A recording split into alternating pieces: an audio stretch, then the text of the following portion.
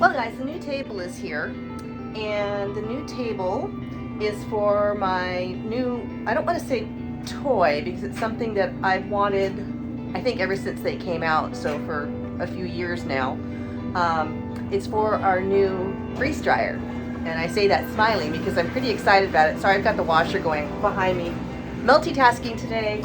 It's supposed to snow, but I wanted to set it up in Gigi's house merely because I'm not sure how our solar is going to handle this kind of a piece of equipment. We got the large freeze dryer, and you'll be seeing it as I go along here once I get it set up and make its maiden voyage. I'm not going to tell you quite yet what I'm going to put in it. It's pretty frivolous, but I wanted to have some fun.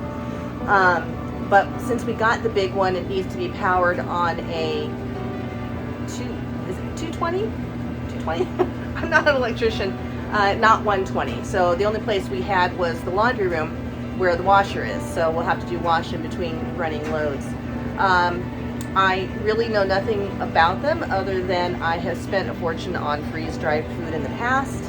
There are a lot of fun things you can do with them. Remember my recipe for dehydrated marshmallows? Well, I'm not going to dehydrate homemade marshmallows anymore. I'm going to home make them and freeze-dry them. So I'll show you how to do that, and I'll put the recipe when that video comes of how to make your own homemade marshmallows too. There's such a difference. Homemade fondant, same thing. It's made out of marshmallows. Anyway, I'm hungry. So I got an NSF table to put it on. Being in food service, I'm just pretty a stickler for things and food, and I wanted it on something that was NSF. So I'm going to go ahead and assemble this table here and start getting everything ready, and then as I put up the freeze dryer, I'll explain to you what the parts were that we got with it. We got some extras, and we'll run through whatever I'm going to put in it, so stay tuned.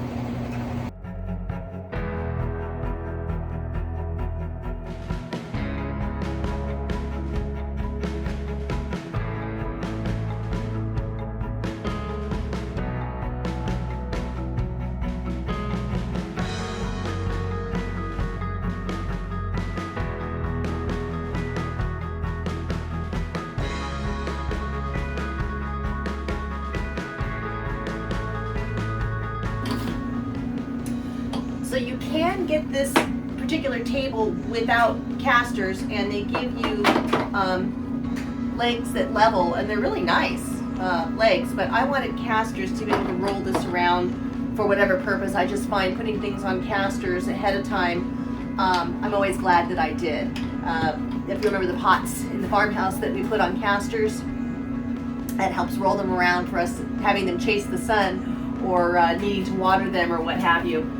So I went with casters on this. You can see how simple it was to build this table. Literally, they give you the Allen wrench, and you just pop the legs in and tighten up the Allen screws that they have in here. Real easy. So I'm going to go ahead and take the protective paper they have off of this, put the shelf on, get the casters on, and we'll go from there.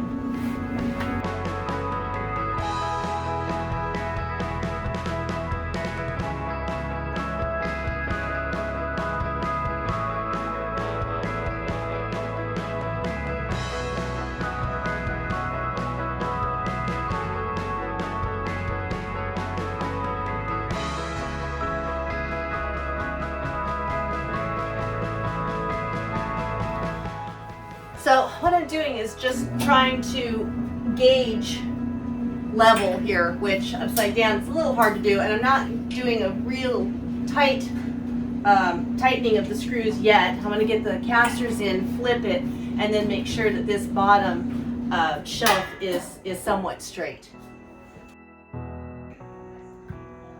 Alright, looks like I'm going to have to go get a wrench for the casters. You're just supposed to tighten this down a little bit so that this expands and then tap it in. So I'll have to find my mallet as well.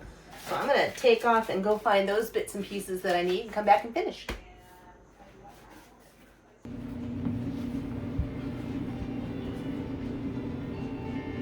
Okay, so we're ready to put up the casters. What you do with this particular table, if you get this table, is you just grab the caster here where this red rubber piece is. You turn that rubber piece until you sort of see it begin to expand in the middle, and that is what catches it on the pole. If you don't do that, then it just slits straight in. So you don't want that. You want it to stop. And you get that to happen by just grabbing the caster, grabbing this, and turning it a few times. That gives you the tightness that will keep it sort of squeeze locked in there, I guess, so to speak. So I'm just giving it a little bit more of a turn because that one seemed a little loose. And then grab your rubber mallet or a hammer with a cloth or something, but rubber mallet's really the best. And you just tap it in. That'll just kind of pressure fit in there really good. I'm going to flip it, get the tape off the top, clean it, and Mr. Blue Jeans and I are going to go grab the dehydrator. We have it in the craft room, in Gigi's craft room, load it onto the table and wheel it in here. You see how the wheels came in handy. So I'm going to take care of this now, get this flipped over, get the tape off, and then when you come back, you'll actually get to see the unit. Well, as promised, here is the unit. It's standing a little taller than what I had planned, but I didn't think about the caster height, but that's fine because I needed it on casters since it is in front of the dryer, which if I had a way, I would love to just kind of build this into its own cabinet sort of a thing, but there's really no way to do that. And as I had mentioned before, we have to plug it into the 20 amp circuit. So this is where it is, but being on wheels, the cart that we built makes it very simple for me to just move out and do what I need to do with it. So that's nice. And of course the casters are locking, so that's wonderful. It's a pretty cool unit. I think what I'm going to do in the next video is go into all the pieces that I went ahead and ordered for it, what came with it. We'll put together the oil pump. I did opt for not getting the standard oil pump, but buying the next pump up, because I just felt that as much as we're going to use it, hopefully for this garden season. Remember my little cucumber mess last year when I planted 60 to 80 plants? This year we could have cucumber powder if I was silly enough to do that, but I'm not. I'm going to plant about 6 plants this year.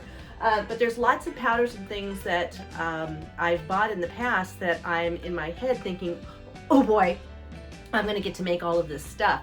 So we're going to learn together. This is nothing I have ever used before. I did a lot of research. Like I said, I've been waiting for years. I've talked to quite a few people, and fingers crossed that it is as simple as they say.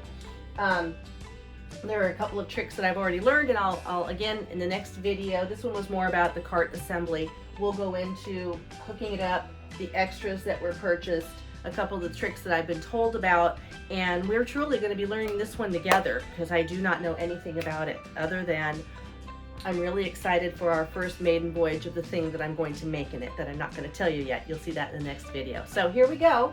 The freeze dryer on 5 Dog Farm is in the house.